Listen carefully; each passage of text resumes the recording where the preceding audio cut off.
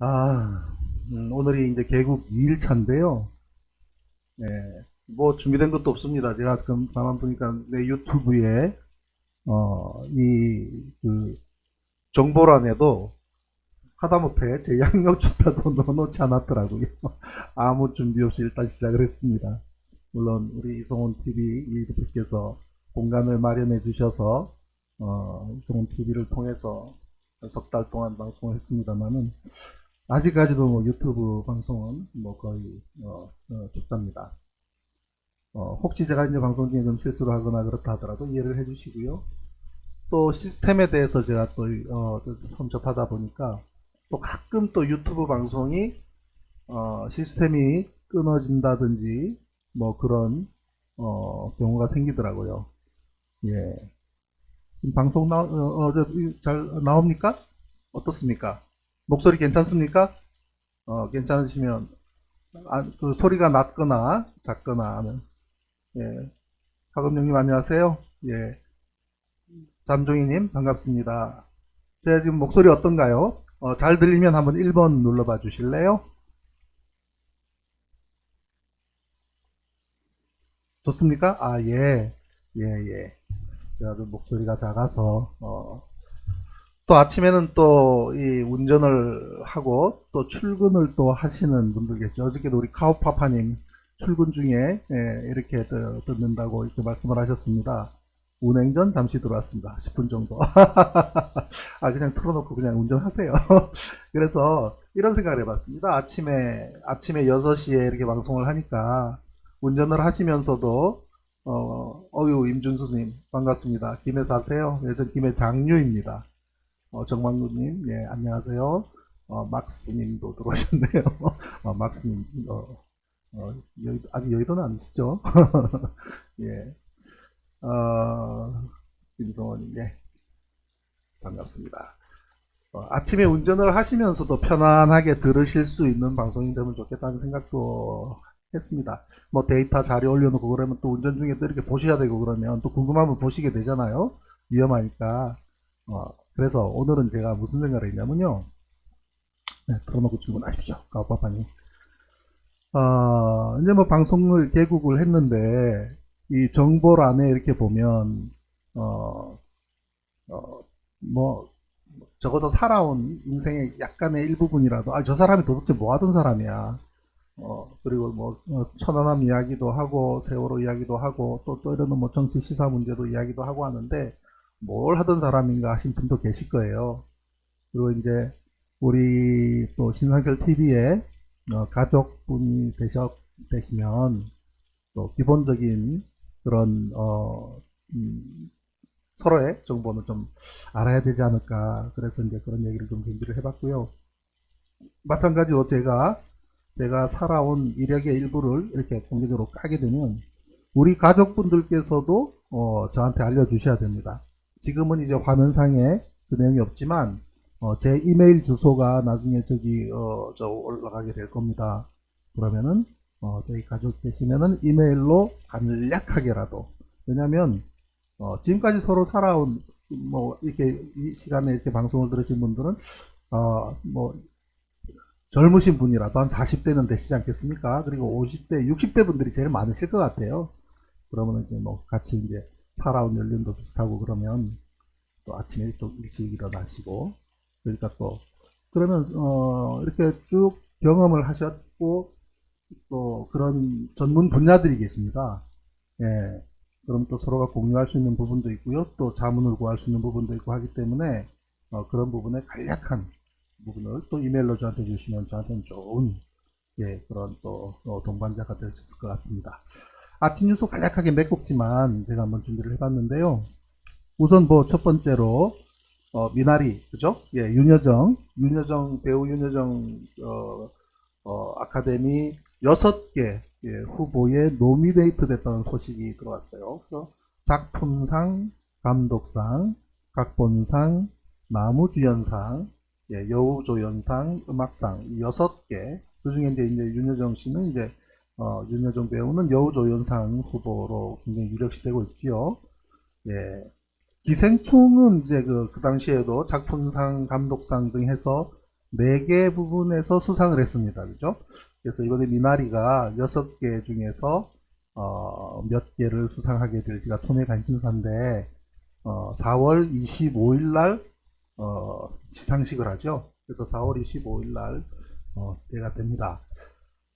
그러고 보면 우리 기억 속에 굉장히 좀 우리 각인이 되었던 영화 제목들은 보통 두자입니다. 뭐 그죠? 두자, 뭐 명량, 뭐 이렇게 말 그죠? 그런 식으로 큰 두자로 된 제목의 영화들이 굵직굵직했고요. 그리고 또 이제 네자로 된 제목을 가진 영화들은 뭐 검사회전 뭐 네자로 됐던 그런 영화들은 주로 좀 액션이 좀 강했던 기억이고요. 그런데 아카데미로 가는 영화는 세 글자예요. 기생충 미나리. 예, 그래서 미나리. 예, 아유 반갑습니다. 이준수님 반갑고요. 예, 김성원님, 예, 김학란 선생님 어저께 1등 하셨잖아요. 김성곤님, 예, 아유 아침 일찍 일어나셨네. 밤에 늦게 마치셨을 텐데. 예, 달림사랑님, 아이고 반갑습니다. 출근하시면서 들으세요. 예, 출근하시면서 편하시게 들으실 수 있도록 준비를 하겠습니다. 예, 선아님 안녕하세요. 반갑습니다. 아침 식사 준비해야 돼서 예, 자료 올리지 않겠습니다. 그냥 듣기만 하시면 됩니다. 오늘은 자, 그래서 첫 곡지로 미나리 소식. 그리고 저는 그렇습니다. 배우는 연기로 보여줘야 되죠. 그죠? 예, 작품으로 통해지고 평생 배우 우리 이순재 선생님한테 느끼면서 감동을 느끼고 참 존경하게 되는 거는 이순재 선생님께서 정말 평생 배우에 충실하시잖아요. 그죠? 그래서 참 존경하는데 저는 가끔 이제 텔레비를 보다가 우리 또 걸출한 우리 여배우 중에 전지현 있지 않습니까? 전지현 씨. 전지현 배우는 광고를 참 많이 해요. 그죠? 통닭 광고 제일 많이 하지만 딱 그냥 맥주 한잔하기 좋을 시간대에 그죠? 통닭 이렇게 딱 들고 나오지 않습니까? 예, 선생님 반갑습니다. 예, 키즈 알렉스님 반갑습니다. 그러면은 저는 딱 그때마다 한마디씩 합니다. 야! 광고만 하지 말고 빨리 영화 찍어! 그렇게 제가 한마디씩 날립니다. 물론 광고 수입이 굉장히 이제 중요하겠지만 또 좋은 집안에 시집을 가서 또 영화도 이렇게 가려가면서 해야 되기도 하고 뭐 그럴 수도 있겠지만 그래도 이 관객들이 기다리는 팬들이 기다리고 있는 걸 알겠다면 영화도 찍어야 됩니다. 그래야 배우죠. 그런 면에서 보면은 참 우리 윤여정 선생님은 참 존경스럽습니다. 미나리 영화도 그렇지만 요즘 그죠?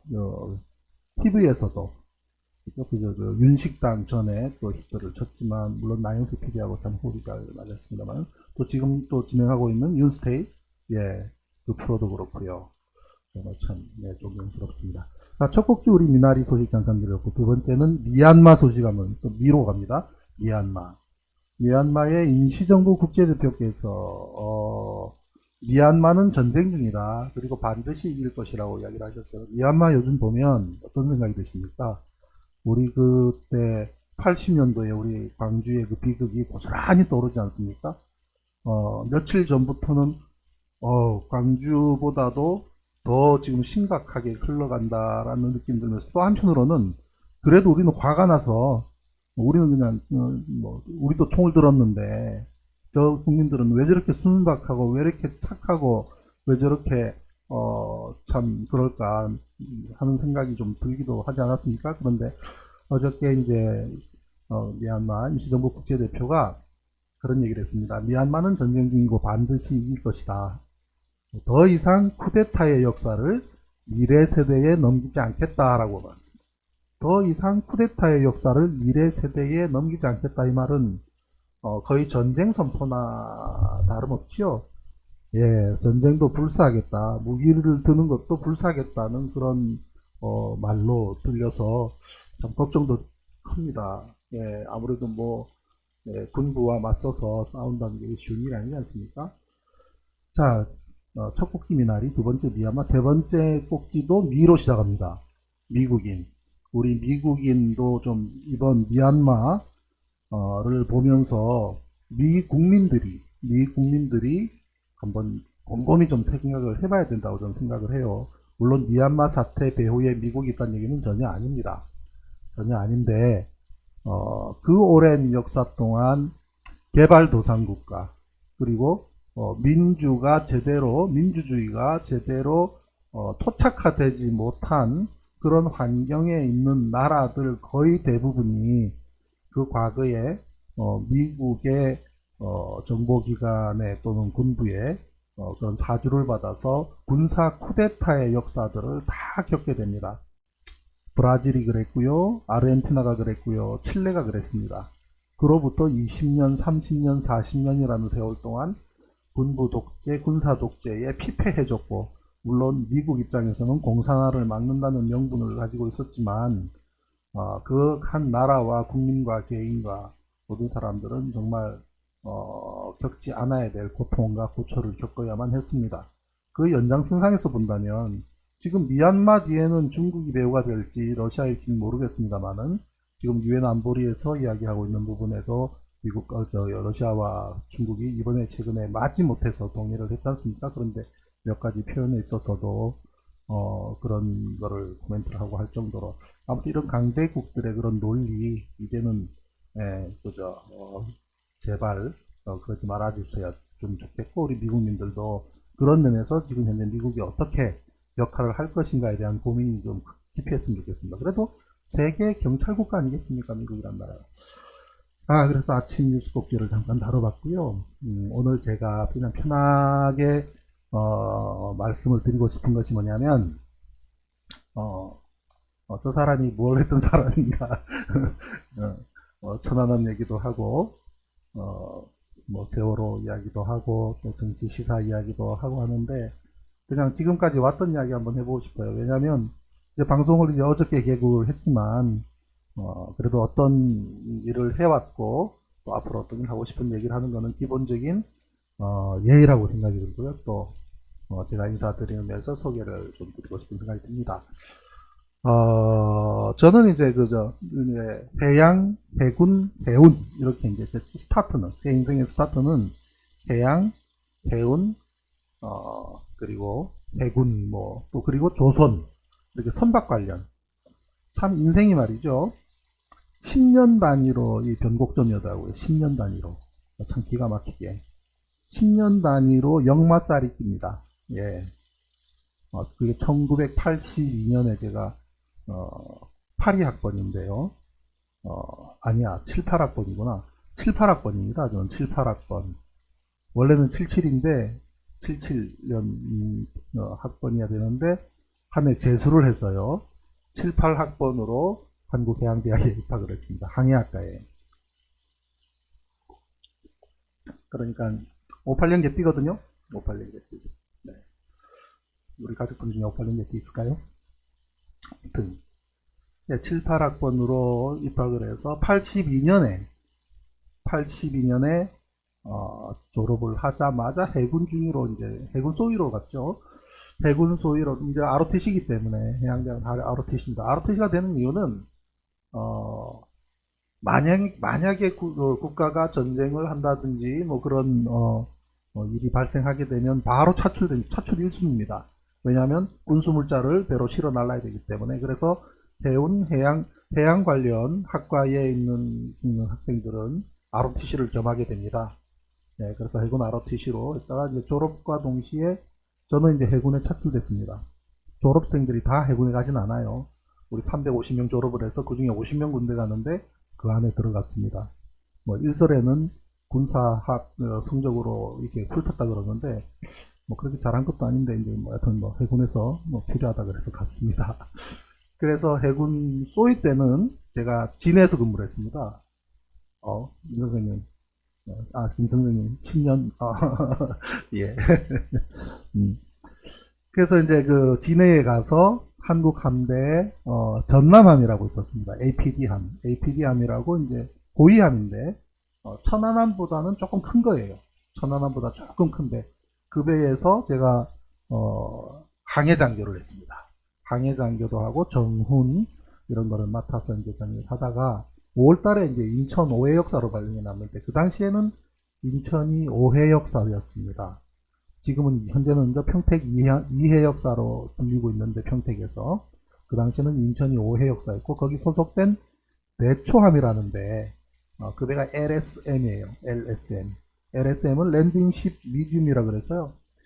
LST 아시잖아요. LST. 그죠? 왜 전쟁 나면 탱크, 뭐 군수물자 잔뜩 실어가지고 그냥 뭐 사막이 뭐 저기 어디야? 저 해안가에 무조건 밀고 들어가서 턱 하니 그냥 앞에 램프를 내리면 이제 탱크도 나가고 이 트럭도 나가고 우리 군인들도 막 총 들고 막 나가고 하는 배, 그죠? 그 배가 LST입니다. 예, 엠면님 반갑습니다. 그 LST보다 조금 작은 사이즈가 LSM이에요. 그래서 그 배의 역할이 뭐였냐면요. 서해 5개 도서 하면은 백령도, 대청도, 소청도, 연평도, 우도 이렇게 있는데요. 그 서해 5개 도서를 이렇게 쭉 순회를 하면서 군수물자도 실어 나르고, 왜냐면은 그 당시에 뭐 서해 5개 도서는 거의 뭐 벽지다시피 하고, 사실 보면 서해 5개 도서가 대한민국 영토로 남아있는 걸 보면요. 그 당시에 참 우리 해군이 막강했나 봅니다. 6.25 때도. 한참 치열하게 전쟁했을 때 서해 5개 도서는 우리 해군이 적어도 해군력만큼은 우리가 장악을 하고 있었던 것 같습니다. 그렇다 보니 백령도 가보면 바로 코앞이 북한 땅이거든요. 연평도도 마찬가지예요. 연평도도 바로 한강 강 건너 저쪽 땅 보이듯이 바로 북한 땅이 보입니다. 네. 연평도 포격 잠깐 말씀드리면 연평도 포격이 뭐 북한에서 뭐 포를 쏴서 한 방에 어떻게 한 것 같지만 우리가 그날 오전 오후 내내 사격 연습을 하면서 북쪽을 향해서 사격 연습을 한 게 사건의 발단이었습니다. 오전 오후 2시까지 계속 자극을 하고 포탄이 북한 영해로 떨어지니 또 북쪽에 땅이 더 떨어지니까 계속 경고를 했죠. 3번이나 경고를 해서 계속 이렇게 하면 우리가 대형 사격하겠다 해서 대형 사격을 오후 2시에 빠방 했던 것이 연평도 사건인데, 연평도 포격 사건은 연평도 포격 유도 사건이라고 불러야 정확합니다. 아무튼 연평도 포함해서 대청도, 소청도, 연평도, 우도, 백령도 거기를 이제 주로 다녔습니다. 제가 해군이. 참 그것도 보면 무슨 운명의 장난인 것 같아요.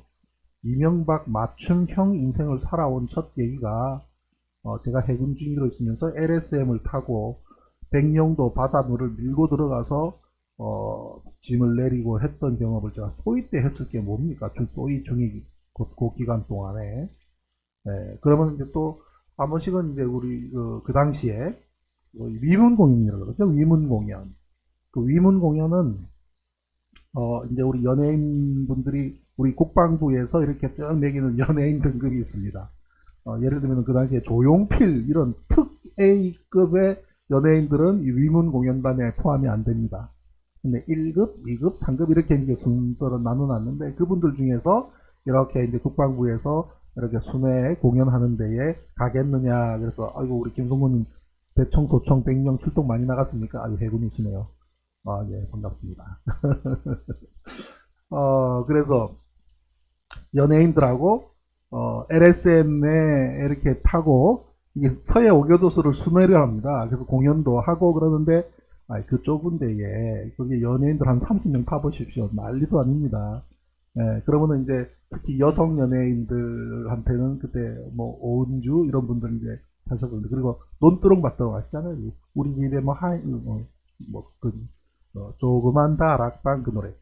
예, 그분들도 이제 타셔서 이제 같이 기타 치고 막 그냥 복도에서 같이 노래도 부르고 했는데, 장교실은 전부 이제 여성 연예인들한테 내주고 우리는 저쪽으로 이제 또 가서 구타실로 가서 이제 그쪽에서 이제 깔아놓고 자기도 하고 막 그랬습니다. 아무튼 제가 LSM을 타고 서해 5개 도서를 다니면서 백령도에 밀고 들어가는 그 해저 지반을 그냥 바로 그런 배들은 문선대하고는 달라요. 문선대는 그 육군이지 않습니까? 해군 조금 달라요. 근데 이제 해군의 상선이라고 할 수 있는 LSM을 타고 백령도 바다를 그대로 밀고 인위적인 자초하듯이 밀고 들어가는 경험을 제가 소위중위 때 했을 건 또 뭐냔 말이죠.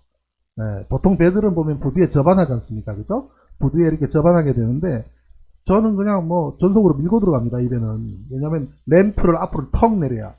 램프라는 것도 세월호 뒤에 램프가 2개나 달려있지 않습니까? 그죠? 그래서 램프의 구조가 어떠하면 램프가 부실할 경우에 물이 얼마나 새는지 그것도 제가 소위중위 때 알기 때문에 2014년 4월 16일 세월호 사고가 나고 바로 그 다음 주에 제가 글을 썼습니다. 제가 분석을 해봤더니 세월호가 왼쪽이든 오른쪽이든 15도만 기울어지면은 램프 쪽으로 물이 들어온다. 왜냐면 제가 소위 때 중위 때 그 램프에 물 들어오는 것 때문에 계속 수리 요청을 하고, 왜냐면 제가 이제 항해 장교로 갑판사관하고 포술장을 겸임하게 되는데요. 해양대학을 나왔기 때문에 갑판사관이라는 직책을 줍니다.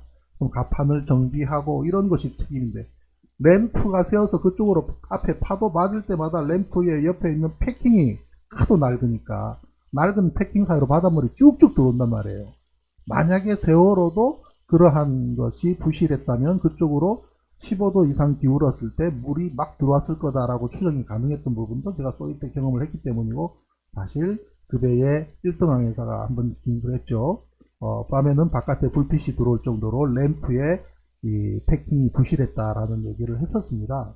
아무튼 참 그런 경험들이 이명박 맞춤형 경험이 제가 해군 장교로 있을 때부터 하게 되는데요. 아무튼 소위 중위 때 제가 LSM을 타고 서해 오계도서를 다녔고, 그 배 가지고 또 서해 경비도 뜹니다. 세상에. LSM이 속력이 얼마나 가냐면요. 5나트, 6나트, 7나트. 전속력이 해봐야 한 7나트 정도밖에 안 나가요.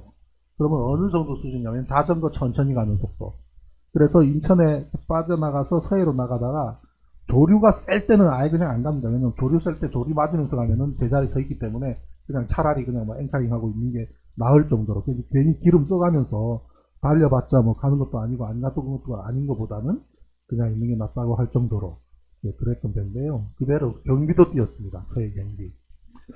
아무튼 해군 소위 중위 때는 그런 배를 탔고요. 그리고 중위 때는 또 6개월 정도는 제 모교로 가서 군사학 교관으로 해군사, 해군의 역사, 뭐 또 해군 전사, 해전사, 무슨 뭐 그죠? 그 옛날 그리스 시절부터의 해전, 뭐 그런 것들을 이제 가르치기도 했었습니다. 그 다음에 이제 제대를 하고 나서는 한진해운에 입사를 했습니다. 한진해운에 입사를 해서 항해사로 근무를 했어요. 근무를 하는 동안에 극동 미주라인 컨테이너선을 탔습니다. 극동에서 그러니까 동남아시아 한 바퀴 돌고, 그 다음에 미국을 태평양 건너는데 한 9일 걸립니다. 9일 정도 걸려서 미국의 서부로 들어가게 되면 로스앤젤레스, 샌프란시스코, 오클랜드, 그 다음에 시애틀 찍고, 그 다음에 밴쿠버, 캐나다 밴쿠버로 갔다가 이렇게 다시 알래스카 밑을 통해서 와서 일본에 다시 들어옵니다. 그럼 일본의 1, 2, 3, 도쿄, 뭐 아니면 요코하마, 고베, 나고야, 오사카, 이 중에서 한 두세 군데를 들리고 부산에 왔다가 다시 동남아로 내려갑니다. 그럼 동남아로 내려가면 홍콩하고 싱가포르, 그 다음에 자카르타 이렇게 쭉 한 바퀴 돌고 다시 부산 왔다가 일본 갔다가 미국으로 가는 이 전기항로예요. 이 전기항로를 뱅뱅뱅뱅뱅 도는 게 이제 컨테이너선 라인인데, 요즘도 가끔 배 타고 싶은 생각이 불뚝불뚝 날 때가 많습니다. 태평양을 항해를 하고 쭉 나가고 싶다는 생각. 제가 깜짝인데 지금도 생생하게 해요. 몇십 년이 지나도 생생하게 기억나는 것이 뭐냐면, 여기가 태평양이야라는 걸 난생 처음 이제 접할 때 아니겠습니까? 여기가 태평양이야라는 걸 밤에 3등 항해사는 8시부터 12시까지 당직을 썼는데요. 밤에 이제 또 왔는데 하필이면 그때가 달도 없는 금음날이었습니다. 달도 없는 금음날 밤에 브릿지에 올라가서 나왔는데 조타수 분이 그래요. 343 바깥으로 나와보래요. 나보고. 그래서 나한테 이런 거 처음 보지? 그래서 뭘 봐요? 하늘을 보래요. 그래서 탁 나가서 그때 이제 일본을 출항하자마자 한참 정신없이 바쁘고 해서 대항으로 나가기까지는 그냥 정신없이 일이 바쁘니까 그러다가 밤에 나갔는데 금음에 딱 아다리가 된 날, 며칠 날 2, 3일인가 지났을 때일 겁니다. 하늘을 딱 봤는데요.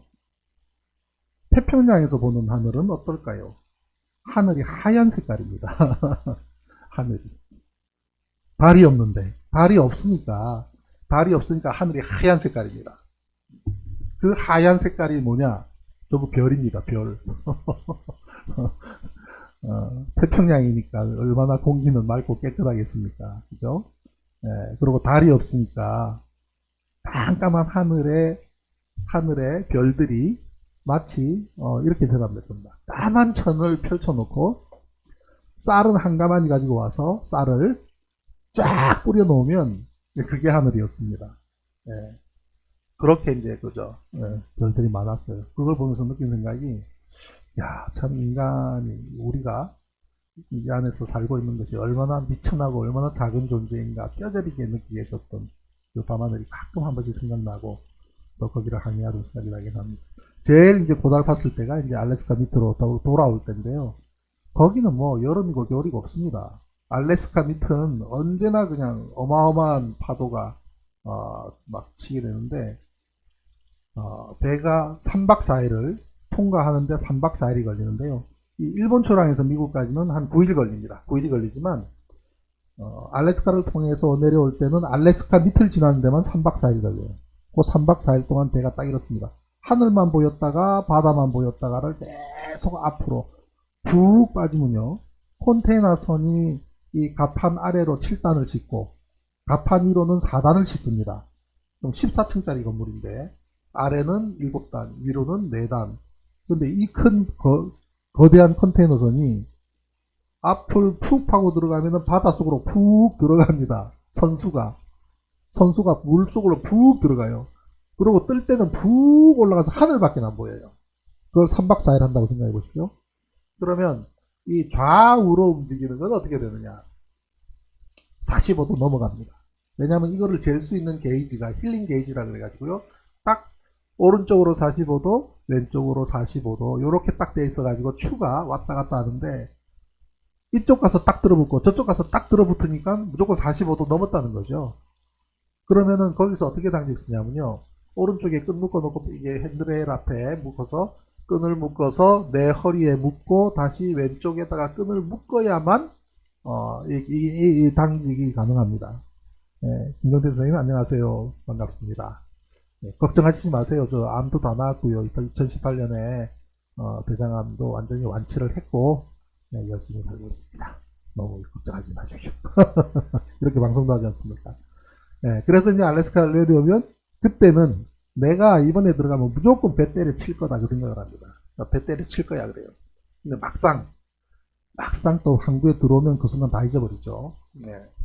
그래서 이제 제가 이제 컨테이너선을 타다가 어떤 일이 있었냐면요. 태평양을 건널 때 참 지루해요.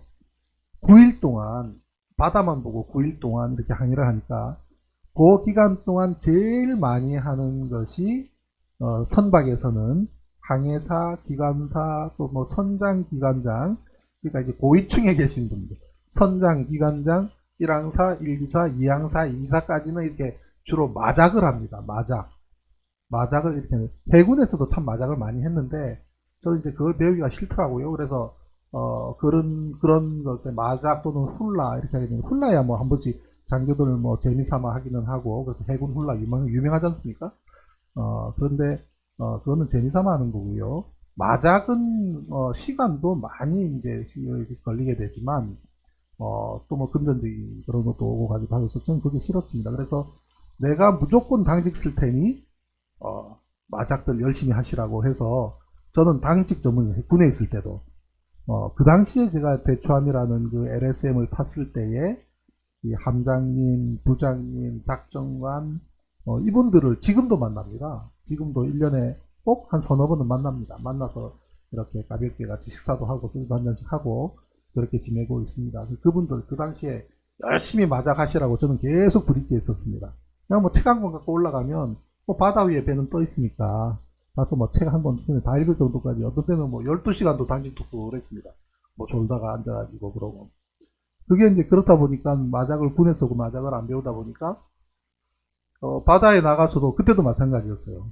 예, 아니 선배 뭐 2항사 3항사 그 당시 내가 3등 항해사 때도 2항사 3항사들은 다 선배니까 선배님 그냥 가서 마작 하십시오. 제가 브릿지는 제가 지키겠습니다. 그래가지고 그냥 책 한 권 들고 올라가서 이제 뭐 그때는 이제 외국으로 나가야 되니까 뭐 만나는 사람도 가면 다 외국이고 뭐 일본하고 미주를 다니니까 일어하고 영어는 무조건 해야 되겠다는 생각이 들어서 그냥 뭐 공문서든 뭐든 선박에서는 거의 대부분이 영문 서신이 주고받고 그런 화물관계 그런 것들도 전부 다 영문 서신이기 때문에 그냥 영어 외국어라는 게 그런 거 않습니까?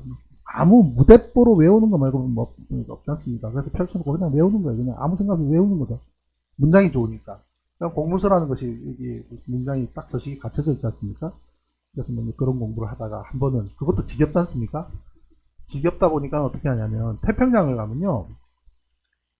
하루 종일 항해를 하는데 배 한 척 못 만나는 수가 거의 그 최근도 그렇다고 그러니까 최근도 그렇다고 하니 그 옛날은 뭐 오죽했겠습니까? 하루 종일 가도 배 한 척 만나기 힘듭니다. 그런데 어디선가 저기 수평선 끝에서 아른아른 불빛 하나 쓱 지나가면 너무나 반갑거든요. 그러면은 또 그냥 안 합니다. VHF 켜놓고 이렇게 콜링합니다. 이스트바운드 베슬, 디스 웨스트바운드 베슬, 뭐 동쪽 가는 배, 여기는 서쪽 가는 배야. 뭐 콜링하면은 그래 나 어디 간다 이래요. 그러면 너 어디냐 그러면은 뭐 국적이 어디냐 그러면 나는 뭐 이스라엘이야, 나는 어디야, 그리스야 막 이러거든요. 그래가지고 이제 그 말하자면 요즘으로 하면 채팅이죠, 채팅. 채팅을 그 당시에 이렇게 이제 VHF 채널로 한 번씩 채팅을 이렇게 하게 되는데 그러다가 친구를 사귀었습니다 제가. 누구를 사귀었냐면은 일본의 이제 가와사키 라인이라고요. 나 선생님 안녕하세요. 우렁이 같이 오셨네요. 반갑습니다. 그 채팅을 이렇게 하는데 한 번은 일본의 가와사키 라인의 도모유키 무라타라는 친구인데 이 친구가 K라인의 3등 항해사. 나이는 저하고 비슷하겠죠. 왜냐면 같은 시기에 3등 항해사라면 동갑내기인데 지도 3등 항해사, 나도 3등 항해사. 그래가지고 이제 싹 스쳐서 지나가면서 그것도 굉장히 가깝게 지나가면서 불렀어요. 그래서 그러니까 자기는 가와사키 라인의 3등 항해사 도모유키 무라타라고 한다 그래요. 나는 누구다. 그때부터 여하튼 뭐 영어 이런 섞어가지고서 여하튼 뭐 서로 대화를 한 게 그건 한 2시간을 같이 막 주거니 받거니 막 히히거리면서 노래도 부르고 지금 뭐 조용필의 또와요 부산항해를 또 어떻게 또 부르더라고요. 친구가 됐어요. 근데 컨테이너 라인이 이렇게 돌아다니는 라인이 거의 비슷하다 보니까 미국에서도 만나고 저기 어디서도 근데 밖에서 만나서 대화한 거는 10년 만에 만났습니다. 10년 만에. 10년 만에 뭐 그때는 배를 내리고 난 이후인데 일본에 가서 일부러 그 친구를 찾아서 일본 동경에서 만나서 그때 한번 악수하고 그랬지만 그때까지는 계속 편지로 주고받거나 박사 계획전 편지로 주고받거나 이제 항해를 했을 때는 이 항구 저 항구 다니다가 한 번씩 불러봐요. 도모유키 무라타 있냐 한번 부르면 어쩌다가 우리는 들어가는 길이야 우리는 나가는 길이야 하면서 슬쩍 스치면서 이렇게 하게 돼요. 근데 그 친구하고 제가 참 왜 그 친구 소개를 하냐면 그 친구한테 제가 한번 물어봤습니다. 야, 강의할 때 너무너무 지겨워서 뭘 해야 될지 모르겠다. 니들은 우리는 주로 뭐 이렇게 노는데 니들은 강의할 때 뭐 하고 노냐 그랬더니 이 친구가 그래요. 자기도 일본 나름대로 또 뭐 이렇게 뭐 무슨 뭐라 그러죠? 우리나라로 치면은 이게 화투인데 일본식 화투 아니면 카드 그걸 주로 한다 그래요. 자기 그게 싫어서 자기는 재밌는 장난감을 하나 가지고 논대요. 장난감이 뭐냐 그랬더니 손바닥만한 컴퓨터였어요. 이게 1984년, 85년, 86년 그 당시에는 컴퓨터라는 게요. 우리나라에서는 어땠냐면요. 대학 다닐 때 우리 뭐 다들 우리 같은 연배에서는 기억하실지 모르겠지만 뭐 포트란이니 뭐니 해서 해도 이런 것이 있어 하면서 천공으로 똑똑똑똑똑 찍는 뭐 이런 거는 한번 무슨 우리가 박물관에서 보듯이 한 번씩 보기만 하지 우리가 무슨 컴퓨터라는 거 손으로 만져나 봤습니까? 근데 손바닥만한 컴퓨터가 있다는 거예요. 그래서 너무 신기해가지고 야 그거 뭐 하는 거냐 그랬더니 아무튼 그거 가지고 그 계산기하고 어떻게 다르냐 그랬더니 계산기는 왜 우리 이공계 계산기들은 보면은 그죠? 뭐 사인 코사인 계산되고 이런 것도 있지만 이거는 계산기보다도 더 발전된 거라는 거예요. 그래가지고 그거 가지고 뭐 하고 노냐? 프로그래밍 한다는 겁니다. 그리고 어떻게 사면 되냐? 그러니까 홍콩에 가서 그 당시 돈으로 한 70불인가 80불인가 그랬던 것 같아요. 굉장히 큰 돈이었어요 그때는. 제가 이제 항해 수당을 두 달 정도를 모았어야만 됐기 때문에 그래서 좋다 그러면 나도 한번 사보자. 어디 가서 사면 되냐? 그러니까 홍콩 어디를 가래요? 카시오 제품이에요 일본 거. 그런데 일본에서는 시중에서도 판대가 잘 안 됐지만 홍콩이 제일 먼저 나갔다 그러더라고요. 그래가지고서 이제 항해 수당을 모아서 홍콩에 나가서 이제 이걸 샀어요. 샀더니 손바닥만 합니다. 뭐냐면 베이직이 깔려 있어요. 베이직 프로그래밍. 그래서 이 베이직 프로그래밍이 되어 있는 손바닥만한 계산기였는데, 용량은 4K. 요즘 이메일도 쓰시잖아요. 이메일 쓰시게 되면은 이메일 하나를 발송하면 이메일 하나의 용량이 4K입니다. 현재 4K. 그런데 그 당시에 그 핸디 사이즈 카시오 FX850P라는 건데, 카시오 FX850P 요즘도 인터넷에서 한 번씩 검색을 해보니까 중고품을 뭐 한 5만원 정도면 살 수 있더라고요. 너무나 추억의 제품이라서 제가 아마존에서 그걸 구입을 하려고 이제 하는데, 너무 제가 컴퓨터와 처음 만나게 해준 거기 때문에, 그래서 제가 그때부터 소위 말해서 프로그래밍의 세계로 접어들게 됩니다. 그래서 그 녀석 카시오 FX750을 만나기 전까지는 해양, 해군, 해운 이렇게 이제 좀 경험을 하게 되는데, 카시오 FX라는 놈을 만나서부터는 제 인생에 전산이라고는, 전산 프로그래밍이라는 영역이 싹 들어오게 됩니다. 그래서 이제 제가 이제 뭐 당연히 이제 손바닥만한 이 컴퓨터가 들어왔으니까 얼마나 갖고 놀기 좋겠습니까? 인스트럭션 두 권이, 하나는 뭐 영문으로 되어 있고 하나는 일본어로 되어 있는 인스트럭션 두 권이 있었는데, 뭐 베이직 랭귀지들이 쭉 들어 있었습니다. 누가 가르쳐놔 줍니까? 뭐 인터넷이 있어서 검색을 합니까? 제발 그거 전부 번역해 가면서 여하튼 간에 그걸 가지고 익혀가지고 재미가 붙으니까 선박에서 일어나는 모든 계산을 프로그래밍을 하기 시작한 거예요. 그래서 선박의 계산은 딱 빤하거든요. 하나는 적화, 즉 GM 계산하는 거, 배의 안정성, GM 계산하는 거. 또 하나는 항법 계산. 적화는 1등항에서 업무, 항법 계산은 2등항에서 업무. 저는 3등항에서. 3등항에서가 1, 2항사 업무를 프로그램으로 짠 거예요. 그랬더니 어떤 결과가 되냐면요. 적화는 선박의 컨디션들을 이 손바닥만한 이 핸디 사이즈에다가 선박의 탱크 컨디션을 그대로 압축해서 집어넣어 버렸어요. 굉장히 무식한 방법인데요. 어떤 무식한 방법이냐면, 이 탱크에 안에 물이 들어가면은 물이 안에서 출렁거리는 이런 모멘트라든지 이런 부분들, 참 이것도 기가 막히지 않습니까? 그때 프로그래밍 한 것이 지금 이제 예를 들면 세월호 침몰 사고에 대한 원인 조사를 하고 있는 우리 선조위의 레포트 보고서들을 이렇게 보고 그 내용을 이렇게 접할 수 있었다는 것도, 그때 제가 이제 그 탱크 발라스트 탱크의 컨디션을 프로그래밍을 했던 그 경험이 좀 굉장히 많은 역할을 합니다. 왜냐하면 그 탱크 안에 물이 얼마나 들어있는 거에 따라서 모멘트가 다르거든요. 예를 들면 우리 이런 컵에 물이 가득 차 있으면 그 자체로 가득 차 있는 덩어리채로 들어있는 물이 가득 차면 고체나 똑같아요. 그죠? 고체나 움직임이 없으니까. 그런데 컵의 절반 정도만 물이 차 있으면 이 흔들림이 안에서 물의 출렁거림이 가져오는 모멘트 값이 굉장히 큽니다. 네, 그래서 저는 그걸 어떻게 했냐면 무식하게 X값, XY 좌표에서 X값이 뭐에서 몇 번일 때는 이 그래프를 Y = AX제곱 플러스 BX 플러스 C라고 하는 2차 함수, 2차 함수 값을 Y 값을 줘서 X 값에 따라서 Y 값을 구하는 방식으로, 진짜 무식한 방식이거든요. 우리 가족분들 중에 만약에 프로그래밍에 이렇게 개념이 드신 분들은 무슨 이야기인지 조금 아실 텐데, 이게 굉장히 원초적이고 원시적이고 무식한, 요즘은 그 다 변수가 있어요. 변수가 있어서 하나의 함수를 줘버리면 바로 그냥 뽑아내는 게 있지만 그런 기능을 알지도 못하고 없었던 시절이니까, 그래서 그걸로 해서 개발해가지고 GM 계산값을 만드는 거를 만들었더니 결과는 찬란합니다. 과정은 웃기기 짝이 없지만, 왜냐면 1등항에서가 이 작업을 하려고 그러면 부두에서 출항하기 전에 1시간 작업이에요. 1시간 내지 1시간 만을 1등항에서가 작업을 하고, 보통 그거 하기 싫으니까 사망사한테 툭 던져주고 야 빨리 계산해. 사망사는 2시간 걸려요. 2시간 동안. 왜냐면 펼쳐놓고 테이블 산더미 같이 쌓아놓고 하나하나 건져서 테이블 탱크 컨디션 테이블을 가지고 찾아서 집어넣어서 계산해야 되니까 노가다 작업이거든요. 완전 뭐 그런 무식한 작업인데, 하나하나 도표, 그래픽 무슨 이거를 갖다가 테이블을 찾아가면서 계산해야 되다 보니 기본이 2시간이고 숙달된 일항사가 1시간에서 1시간 10분, 20분 걸리는 작업인데, 이걸 만들어 놓으니까 2분 30초 걸려요. 딱 몇 번 탱크에 화물 얼마, 이것만 딱딱딱딱 넣으면 발라스트 컨디션 얼마 딱 넣으면 2분 만에 딱 계산이 되니까 전부 다 뒤로 자빠진 거죠. 놀랬죠. 그래가지고 정말 맞는지 1등 항해사가 계산한 거하고 계속 여러 차례 비교를 해봅니다. 그러니 항상 정확하지 뭐 컴퓨터가.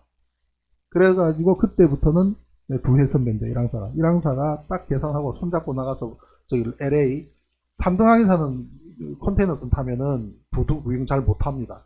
잘 못하고 열심히 당직 서야 되고 열심히 그 다음에 또 출항하기 전에 부두의 접안 시간이 굉장히 짧거든요. 하루 넘기기도 쉽지가 않아요. 왜냐하면 빨리 풀고 빨리 가야 되기 때문에 컨테이너선은. 그러니 매일 당직 서야 되고 뭐 1항사나 2항사는 바깥에 놀러 나가도 3항사는 당직 서야 되니까. 아 그런데 이거 1시간 걸릴 작업을 2분 만에 끝내니까 그때부터는 같이 나가서 뭐 레코드판도 사고 막 그랬었습니다. 로스앤젤레스에서. 그런데 운명의 장난은 또 거기서 끝나는 게 아니고요.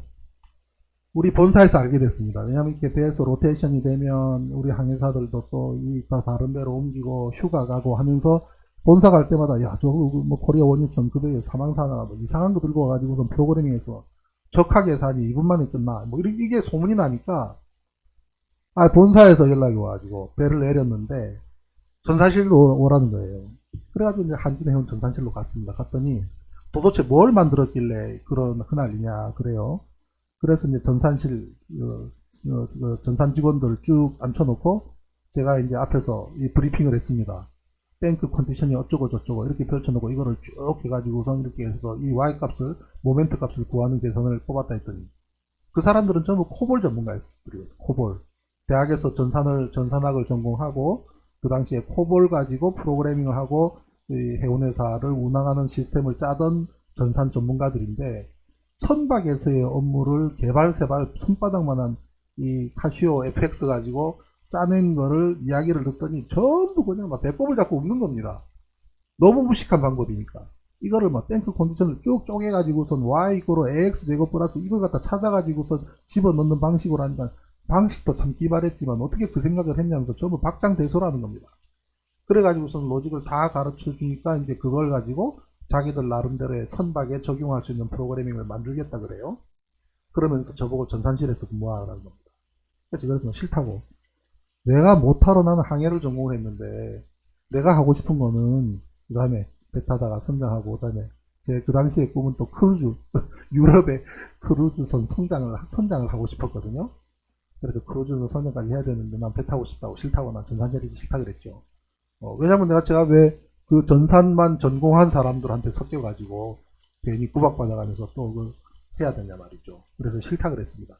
그래서 다시 배 타고 나갔습니다. 그랬더니 이제 그 다음 연락 뭐 이런 걸로 텔렉스 이런 걸로 와가지고 내가 했던 내용들 중에 요러저런 저런 부분들은 좀 보완을 해줬으면 좋겠다는 숙제를 줘요. 그래서 바로 또 뭐 그런 공로가 있었는지 2등 항해사로 바로 또 진급을 시켜주더라고요. 1년 만에. 그래서 2등 항해사 때는 본사에서 온 텔렉스를 가지고 프로그래밍을 보완하는 로직들, 왜냐면 선박에 대한 내용을 아니까 그 사람들은 선박을 모르고 나는 전사는 약하지만 선박은 알고 그러니까 그거를 찾아서 우리 배에 있는 탱크에 들어가서 모든 거를 보고, 왜냐면 탱크 구조가 복잡하지 않습니까? 그럴 경우에 어떻게 보완을 해야 되는지 이런 거를 전부 이제 이렇게 발췌를 해서 그런 거를 다시 또 이제 본사로 보내주고 그러다 보니 본의 아니게 3등 항해사 이제 2등 3등 항해사 2등 항해사 이 시절에 선박에 대한 그런 탱크 구조라든지 이런 모멘트 값 계산이라든지 적하 계산이라든지 이런 거를 본사 전산 팀들하고 주거니 받거니 해야 되는 운명적인 그런 일을 하게 됐습니다. 그래서 이제 그러던 어느 날 또다시 전산실로 오라 그러길래 죽어도 못 가겠다 그랬더니 우리 그 인사 담당하는 분이 그래요. 너 같은 놈은 배 타면 안 돼 그래요. 배는 뭐 어때서 선장까지 하고 싶은데. 그러더니 떡 발령낸 곳이 어디로 갔느냐. 거제도 조선소로 탁 보내는 거죠. 한진해운에서 신조선 배를 한 열 몇 척을 만들어야 되는데 가서 감독을 하래요. 그래서 아니 내가 이제 나이도 얼마 안 되고 27, 8밖에 안 됐는데 무슨 내가 감독할 만한 군번이 되고 하냐 그랬더니 너는 잘할 거래요. 그래가지고 조선소로 갔는데 이사님 한 분, 부장, 그 다음에 대리, 그 다음에 저는 말단, 네 사람이 8년 동안 배를 13척을 만들었습니다. 그건 저한테는 엄청난 새로운 또 경험이죠. 그래서 그것도 또 이명박 맞춤형 인생입니다. 이게 제가 이명박 맞춤형 인생을 살아온 거를 이야기를 하는데요. 조우쭈쭈님 안녕하세요. 네, 시너지 효과 모르겠습니다. 그래서 이제 조선소에서 이제 배를 만드는 과정은 진짜 말 그대로 우리 이런 철판이 평평한 철판이 옵니다. 포스코에서 포스코에서 이 철판이 오면 그 철판을 가지고 그때부터 쪼개고 짜개고 부숴가지고 이걸 이렇게 저렇게 막 조립을 하죠. 그래가지고 배 한 척을 만드는 겁니다. 배 한 척을. 그러면은 배 한 척 만드는데 보통 한 1년 반 걸려요. 그러니까 13척을 8년 만에 만들었다는 얘기는 계속 중복되어서 갑니다. 어떤 때는 3척까지 동시에 진행되겠어요. 바로 내일 모레 진수할 배 하나, 중간까지 간 배 하나, 이제 막 스틸 커팅한 배 하나, 이렇게 3대가 한꺼번에 걸리게 되면은 배 3척에 대한 검사를 동시다발로 해야 됩니다. 4사람이. 그러니까 뭐 정신없습니다. 그래서 제가 맡았던 업무가 페인트, 제일 기초적인 도장, 페인트, 두 번째가 선장, 모든 아우터 피팅들, 예를 들면 프로펠러, 천안함 프로펠러가 휘어진 거에 대한 것은 제가 했던 건, 프로펠러를 13번 만들었는데요. 그럼 프로펠러를 13번 제가 만든 건 아니잖아요. 그럼 조선소에서 프로펠러를 만들 때마다 제가 13번 감독을 하는 건데 몇 번 가는지 아십니까? 그 당시에 프로펠러는 대부분 창원에 있는 한국중공업에서 이제 프로펠러를 만들게 되는데, 거기에 제일 처음 가면은 주물로 만들어요. 주물. 이런 통에다가 주물을 녹여서 부어가지고, 그것이 이제 그야말로 덕지 한 상태의 프로펠러 처음으로 나온 붕어빵. 붕어빵 틀에서 붕어가 딱 나왔을 것 똑같습니다. 그거를 여기저기 막 그라인더로 갈아 놓은 상태로 첫 검사를 해요. 그럼 어떻게 검사하냐면, 이 울트라소닉 테스트, 이 울트라소닉 초음파, 그 다음에 라디오 테스트기를 가지고 가서 쭉 전신적으로 문제가 될 만한 것을 체크를 합니다. 뭘 찾느냐면 피놀. 눈으로는 안 보이지만 저 안에 혹여 어떤 공기 구멍이라도 있으면, 공기가 주입돼 가지고 안에서 이런 버블이 안에 있다면 나중에 문제가 되기 때문에, 거기서부터 크랙이 발생하거나 뭔가 문제가 발생하기 때문에, 그런 게 있으면 수정이 가능할 만하면 거기를 파내서, 가우징이라 그래요. 파내서 수리를 하고, 그렇지 못할 경우는 아예 리젝트를 해버리면 새로 만들어야 돼요. 그러니까 프로펠러 하나만 해도 붕어빵 틀 때부터, 그 다음에 완전히 깎아내고 나서 깔끔하게 깎아냈을 때 또 검사해야 되고요. 그 다음에 배에다가 장착을 하고 난 다음에 돌리는 캐비테이션 테스트까지 포함해서 배 한 척의 프로펠러만 해도 4번, 5번 검사를 해야 되는데, 13척이면은 프로펠러만 60번, 70번 봤다는 얘기거든요. 그러니 천안함 프로펠러가 휘어져 가지고선 이거 S자로 휘어진 것을 어떻게 휘어졌는가를 유추하는, 배를 타본 사람이고 배를 만들어보고 배를 타도 프로펠러를 만져본 사람 그렇게 많지 않습니다. 수리할 때만 뭐 한두 번 만져볼까. 그런데 그때부터 제가 프로펠러만 그 정도니. 페인트, 그런 선장, 그 다음에 선실은 대형 선박 컨테이너 선만 하더라도 25,000톤, 또 제가 만들었던 13만 6,000톤짜리 광탄선, 호주하고 이렇게 포항제철하고 호주를 오고 가는 광탄선은 13만 6,000톤짜리, 길이가 300m예요. 그런데 3척. 그 다음에 컨테이너선은 길이가 250m, 28,000톤, 32,000톤 이런 배들인데요. 그 배를 13척을 이렇게 쭉 감독하는 과정은, 저는 학사 출신입니다. 가끔 저를 이제 뭐 교수님 이렇게 부르는, 제가 전산을 하면서 마산대학에서 병원 전산학 강의를 하는 겸임 교수로 한 6, 7년 있었기 때문에 그렇게 부르는 제자들도 있곤 합니다만은, 석사 박사는 아닙니다. 학사 출신입니다. 그러나 조선소에서 제가 근무를 했던 13척의 배를 만드는 과정은 조선이라고 하는, 저는 항해를 전공을 했는데 조선공학이라고 하는 것에 대한 거의 석박사 수준의 버금가는 공부를 해야만 했습니다.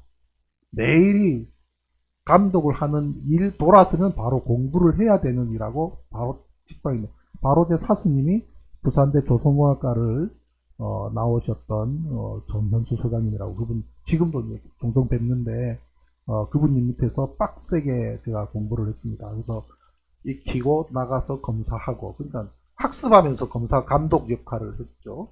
한 2, 3년이 지나서야 제대로 감독할 수 있을 만한 레벨이 이제 됐습니다만은, 그래서 이제 선실은 그런 배들의 선실은 그 호텔급이에요. 그런 선실에 대한 감독. 그러다 보니 선실 설계라든지, 원래 저는 건축공학을 하고 싶어 했었는데, 그래서 해양대학하고 건축학과하고 다른 대학 건축학과하고 두 개를 합격을 해놓고 해양대학을 선택해서 갔었습니다. 특차니까. 그래서 건축에 대한 로망이 있었는데, 배에서 선박에 선실을 만드는 업무를 감독하는 업무가 되다 보니 그걸 설계하는 것을 뜯어고치고 끼게 너무너무 재밌었습니다. 네, 그래서 이제 그런 감독을 해서 배 하나를 완성하는 감독을 7, 8년 했던 부분들은 참 해운 계통에 있었던 사람으로서는 쉽게 할 수 있는 경험은 아닙니다. 네, 그런데 그런 경험, 오늘 제가 말씀드렸던 부분은 제가 살아온 과정에서 적어도 노무현이라는 사람을 만나기 전까지의 이야기입니다. 노무현이라는 사람이 나타나서 바보 노무현이 막 바보 같은 선택을 해 나가는 거를 보기 전까지는 저도 평범하게 살아왔던, 그런 제 나름대로 주어진 제 일에 충실했던 사람인데, 바보 노무현이라는 사람을 알게 되면서부터 인생이 엉뚱한 길로 또 다른 역마살로 흘러갔던 것은 다음에 말씀을 드려야 될 부분이고요. 오늘까지는 제가 해군, 해양, 그리고 해군, 해운, 그리고 조선을 통해서 익혀야 했던 그 일들에 대해서 한번 쭉 말씀을 드렸습니다. 그러다 보니 천안함이 침몰하고, 또 뭐 제가 또 여의도 바닥에 이렇게 있다 보니까 민주당에서 조사위원이 되어줄 수 있겠냐고 요청을 해서 조사요원이 돼서 가서 봤더니 말도 안 되는, 내가 배를 타보고 배를 만져보고 배를 만들어 본 사람인데, 이런 웃기지도 않는 웃기는 짬뽕 같은 소리들을 우리 국방부의 군사 전문가들이란 사람들이 하고 있으니, 야, 이런 거짓말 하지 마라. 다른 거 없습니다. 제가 진실 지킴이고 진실을 추적하고 매우 정의로운 사람이고 그렇지는 않았던 것 같아요. 제가 그렇지는 않습니다. 뭐냐면 그 순간 고스민을 했죠. 야, 이거 사인해. 이거 북한 저거 폭발이야. 그래서 내가 이걸 좀 웃기는 소리 하지 마라. 이 무슨 폭발이냐. 그때 내 머릿속에 딱 하나가 있었습니다. 세월이 지나면 이 웃기지도 않는 이 사건의 진실이 드러나게 될 텐데, 그것이 드러났을 때 내가 우리 애들한테, 야, 아빠가 천안함 민군 합동 조사위원이었는데, 아이고, 그 당시에는 군부의 힘이 너무나 막강해서 그 정부의, 이명박 정부의 군부가 이걸 이렇게 결론을 내렸으니 서명하라고 해서 서명할 수밖에 없었다. 그 말은 평생은 내가 해서 그런 쪽팔림은 할 수가 없겠다는 생각 하나밖에 없었습니다. 무슨 소리야. 네. 그래서 아니야, 거짓말이야. 그래서 그거를 돌았으면 마음이 달라질까봐 그 문을 나서자마자 시사인, 아예 처음 갈 때부터 저 사람들이 어떻게 회유할 거라는 거는 제가 알고 있었기 때문에, 아예 시사인의 이종택 기자를 데리고 갔었습니다. 처음부터.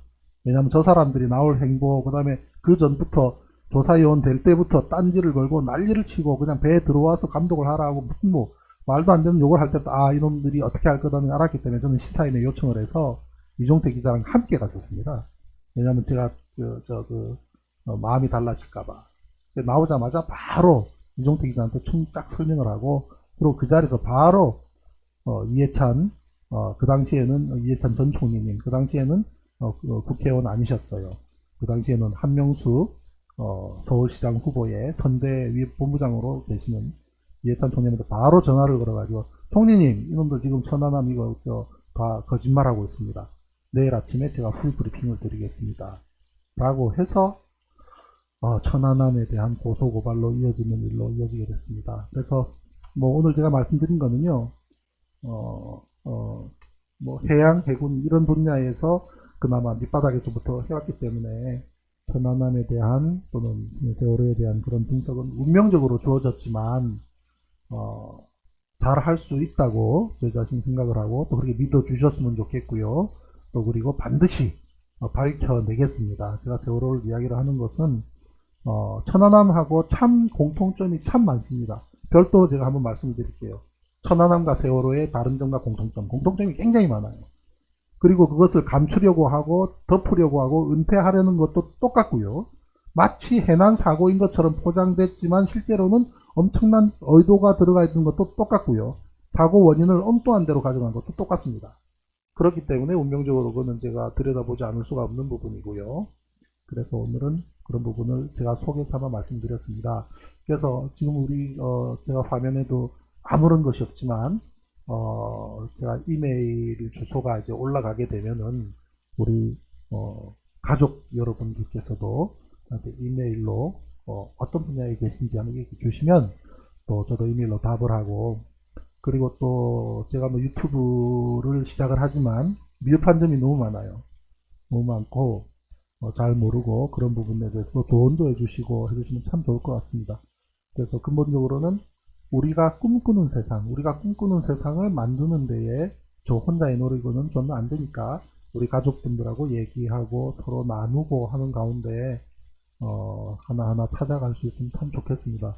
강연 아니고요. 그냥 제가 제가 그냥 넋두리 참 오늘 해양 해군 해운 얘기를 드렸지만 뭐 내일은 또 뭐 그 뒤로 가게 된 양을 좀 더 말씀을 드리게 될 것 같습니다. 그래서 좀 편안하게 뭐 우리 시사, 뉴스, 정치 이런 부분들은 잠시 뒤에 있게 될 우리 김호준 총수 그분 참 언론이 출신 아니지만 참 천안함만 하더라도 참 많은 기회를 줬습니다.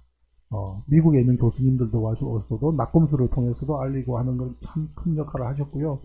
예, 그리고 또 거기서 우리 좀 좋은 소식을 들으시고 또 우리 이성훈 대표 그 방송을 통해서 우리나라 정치 바닥 많이 아시게 되지 않습니까?